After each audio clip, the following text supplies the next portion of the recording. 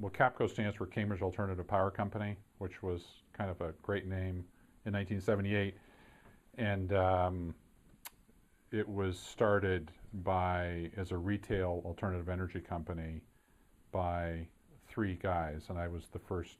There were three different investors, and I was the first employee. Was hired in May 1978, and it started off at the corner of Concord Avenue and Walden in Cambridge, and we had this phrase that Thoreau would have loved it because the store was at the corner of Concord and Walden. And we had a bookstore, and we were a retail store where we were selling alternative energy products, solar panels, windmills, multi-fuel boilers, window shades, all kinds of retail products that weren't available a lot of other places, maybe in the Whole Earth catalog.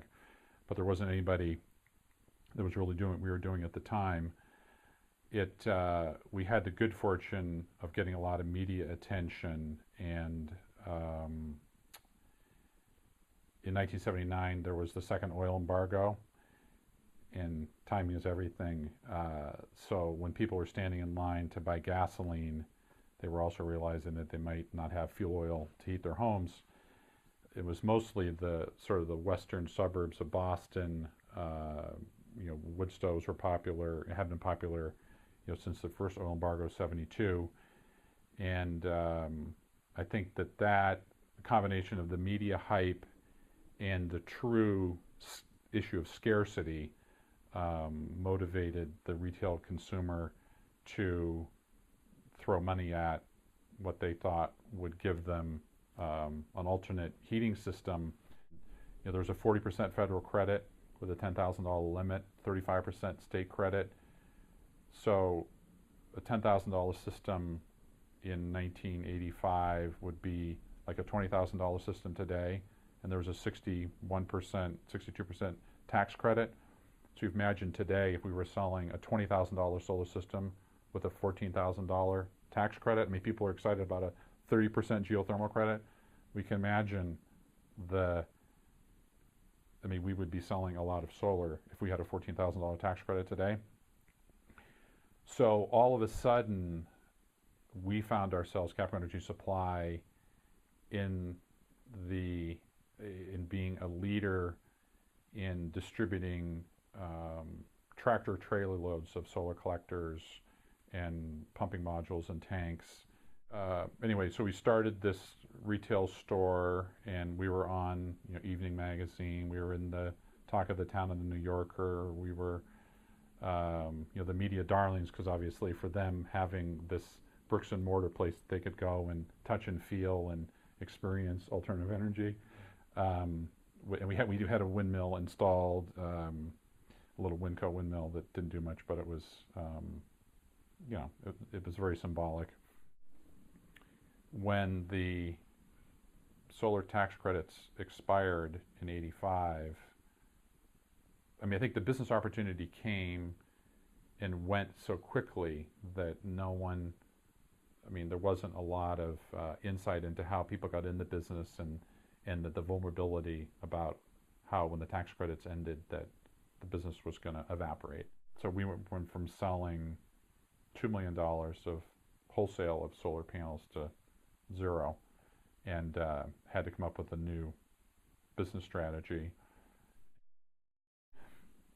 So we started Capco Energy Supply in '81 or '82 because we realized that a lot of the products that we were selling as a retailer, that we had plumbers and oil companies and builders and architects and sort of a whole nother level of customer coming to Cambridge Alternative Power to have access to these products. And we realized that there was an opportunity to, in fact, set up a wholesale company that would buy from manufacturers and then resell to our own Cambridge Alternative Power and resell to other trades, the tradespeople in the metropolitan area. Capco really reinvented itself as a specialty equipment supplier to high-end residential homes. The plumber from This Old House, Rich Trathui, who is a real visionary in his understanding of European heating products. And at that, Rich Trethewey, in his role as the plumber, the talking head for Plumbers for This Old House, showcased a lot of these products on the show, and really needed a distribution outlet for, these were great European companies. Companies like Wiesmann or Baderis, Grundfos, large, well-capitalized, well-run, the top companies that were looking for distribution outlets for their products in North America. So he would showcase the products. In certain cases, he might be involved, as a manufacturer's rep for some of them. And, he needed, when those products were showcased on This Old House, he needed a way of getting those products into the hands of the homeowners and plumbing heating contractors that were interested in purchasing them. So we were trying to reinvent ourselves, beginning to understand a little bit about the distribution business, and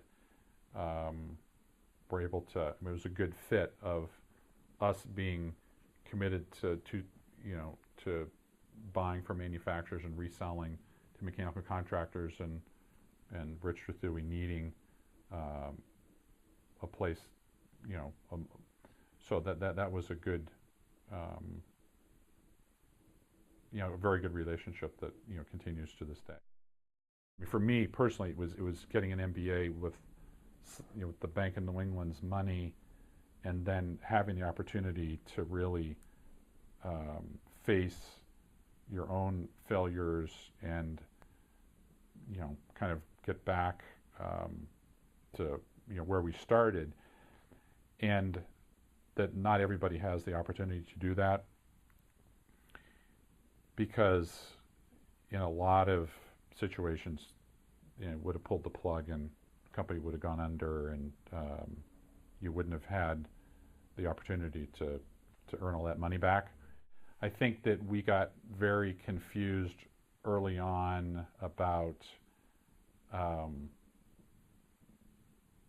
thinking that there was a new model of,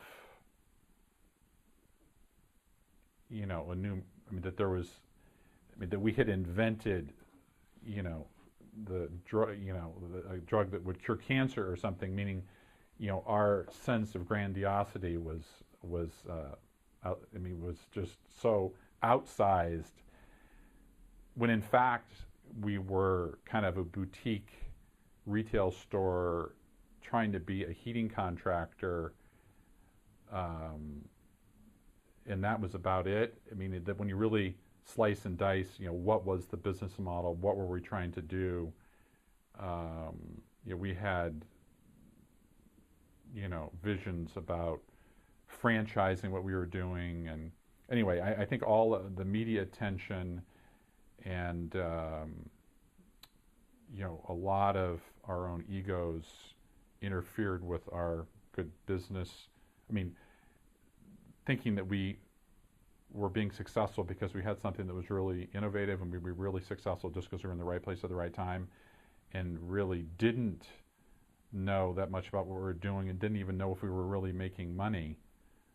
It's exciting to make money, and it's also a little humbling that you have to admit to yourself when whatever vision of grandiosity you had for yourself turns out to be invalid or unattainable.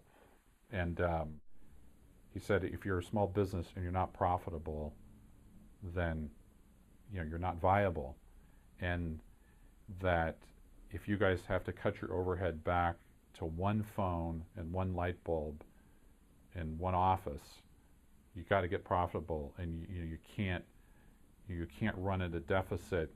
It's not like you're a pharmaceutical company that's investing in research and development for some new drug.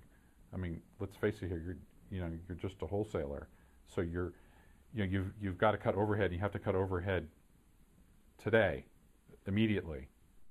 when we finally got a handle on things, we had created a pretty good deficit for ourselves, and I think that there is it was Bank of New England then, and they were, as confident as we were in the business plan that we had that turned out not to be that great a plan.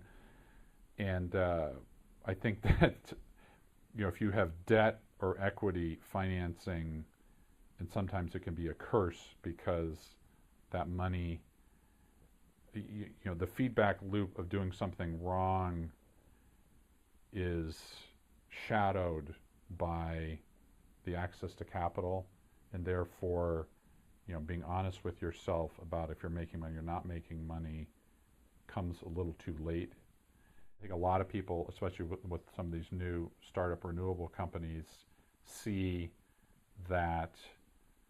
believe that creating an enterprise with a high visibility marketing plan and a vision is a successful business, and it really isn't. The only thing you're successful at doing is finding somebody, venture capital or a bank, that lets you try to create a brand before you run out of capital.